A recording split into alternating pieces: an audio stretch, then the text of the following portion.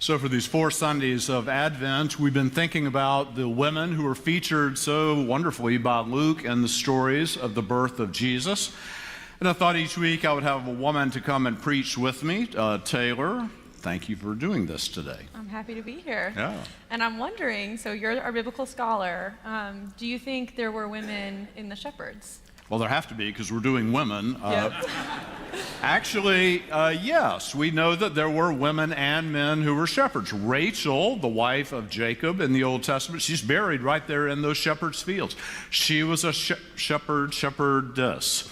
So yeah, those first shepherds, there would have been men and women. And actually, if you think about it, all of us today are like those shepherds. They listened to a concert, a wonderful concert from an angelic choir. So you've brought up the choir, which means I have a confession for you all. And this is a dangerous area to say this out loud, but I grew up really not wanting to go to this service. This was the one service a year that I begged my parents. I was like, I don't want to go to this one. Yeah, and you got away with saying that yep. here. Good. But tell us why. Yeah, so I did not grow up in a musical family. I myself am not musical. And so quite honestly, I think I just didn't know what was going on. I didn't have that expectation of encountering something holy. And so it just for me was kind of a boring service. But I have come to change, and I've experienced something differently here. And I hope that is your experience and has been your experience today. Yeah, we'll get back to that. Yeah. Sometimes, actually, all of us here get a little bit confused. I've told some of you this before. You hear our music and you say, oh, it's like going to Blumenthal. This is not like going to Blumenthal.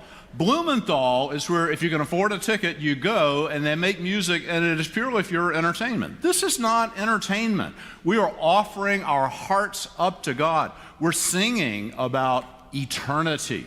We're singing about faith. We're singing about hope for the desolate. We're singing about all those subversive things. I read this thing this week, recently, pretty interesting. Back during the Freedom Rides in 1961, the Freedom Riders came to Birmingham, and Bull Connor, who was the chief of police there, he took all the Freedom Riders and he put them in jail and was going to keep them a while, but after a couple hours, he let them go. Sent them back to Tennessee. And somebody said, why did you send them back to Tennessee? He said, I just couldn't take their singing any longer. They were in jail, but they were singing about love and hope and justice and God's goodness. He just couldn't deal with the singing anymore. And that's part of this Advent story. Last week we talked about the Magnificat, which is Mary's song, which is a song of justice and liberation. And it's so powerful that in Guatemala, when they were having revolution, it actually was illegal to sing the Magnificat because of how powerful it was. There's always stuff in the Bible that even religious people don't want to hear. You know, in the slave South, there are portions of the Bible. Don't read that. Thank you very much. So Taylor said you didn't like coming to lessons and carols or church music in general. Like, have you changed? I have changed. And I honestly, I think it started before Myers Park, but Myers Park is a church that does beautiful music. And I was actually, my first Sunday, which I think it's important to name, was in the summer, which is considered our downtime for our choir and our music. But I remembered watching Evan play the organ and lead a hymn. And I remembered thinking, wow, this is worship. Like, Evan is worshiping with us, and we get to be a part of that. And I remembered that being kind of a new era for me in my relationship to music, and that has continued to grow. You guys don't get to see Hugh's face when he's conducting, but he has so much joy, and it's just very obvious that it's a calling, that he's praising God when he conducts our choir. And I've had so many Sundays or special services where, sitting in the pews or sitting up here, just listening to the anthems, and just being completely overcome with the meaning that I didn't expect, or just an experience of the Spirit. One that really stands out to me was a Good Friday service. Our choir sang a song about Mary, and I remember just like tears rolling down my face and being like, oh no, how am I going to read my next prayer? I have fought it all morning because right before I come out here, we do that first Noel thing. And when we get to that big climax, then let us all with one accord. It just makes my knees shake. I can hardly keep my breath. It's so moving. The piece you're thinking about is this piece called Pietà by Joseph Martin. It's one of my favorites as well. If you don't know it, our choir's done this on Good Friday. It begins imagining Mary. It says, in the shadow of a manger, tender Mary holds her baby. She breathes his holy name. Jesus, rest your weary head. Lule, lule. Peace be yours tonight. In the last stanza, though, it's at Calvary. It's at Golgotha. Jesus has died, and Mary is there. Mary gently cradles Jesus. Through her tears, she says, goodbye. Jesus, rest your weary head. Your work on the earth is done. Lule, lule. So lovely. It is. I was also really moved with us all singing Noel. Like, I never have the experience of a conductor inviting me into the choir. And even though I still don't know an E from a G and I'm not a musician, I can tell that we're a part of something holy and powerful and special.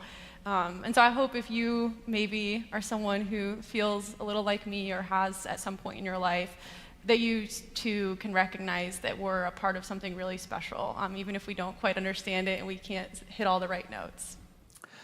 Well, greetings, friends. Let me interrupt for just a moment and say something to those of you who are joining us online. First, thank you. Goodness gracious. We're humbled, we're honored that you worship with us. We have a lot of people here, but we know that every week there are thousands who join us from, some are in Charlotte, some are around the Carolinas, other places in the country, other countries.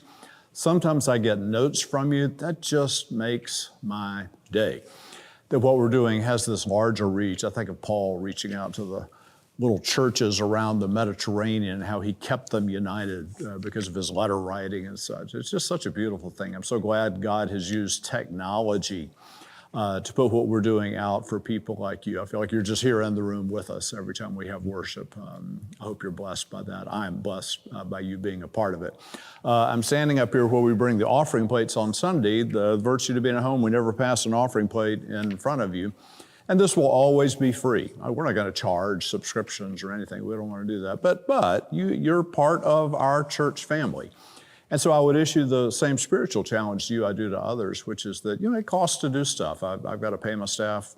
I got to pay them. The cost of living increases. The musicians who are so amazing, the tech people that bring this to you, the equipment that we've invested in that brings this to you.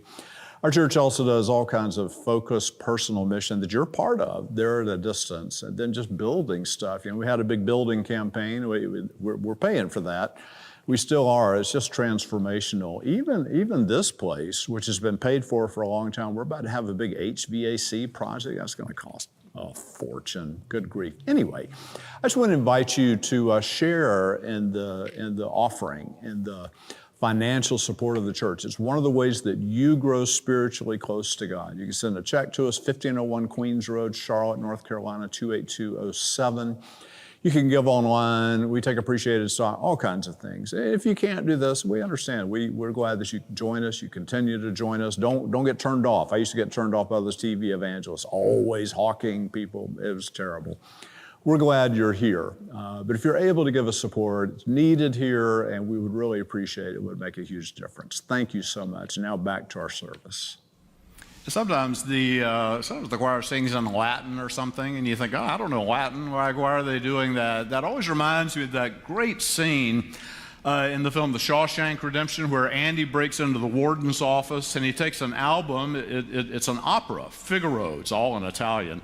And he plays it over the loud system over the prison yard, and the prisoners look up, and Red, I love this, Red says the following: I have no idea to this day what those two Italian ladies were singing about.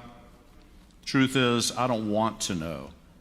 I'd like to think that they were singing about something so beautiful it can't be expressed in words, and it makes your heart ache. Those voices soared higher and farther than anybody in a gray place dares to dream. It was like some beautiful bird flapped into our drab little cage and made those walls dissolve away. And for the briefest of moments, every last man in Shawshank felt free. It's beautiful. That reminds me, so I studied abroad in Rome, and in Rome, every church is open all the time. You can always walk into a church. And I was still there in December, so it was Advent, and we were walking through the streets of Rome, and we heard an organ playing, and so we decided to walk in. And we had happened to walk into the first 5 minutes of an organ concert for the Advent season. And it ended up being about an hour long, sitting in the church, and we just sat and listened to music I've probably never heard before. And on my way out, I was talking with my classmates, and we were talking about what the concert had meant to us. And I said, I feel unsettled, but I also feel hopeful. And one of my classmates said to me, well, I think that's what Advent's all about. And I love that. Unsettled and hopeful.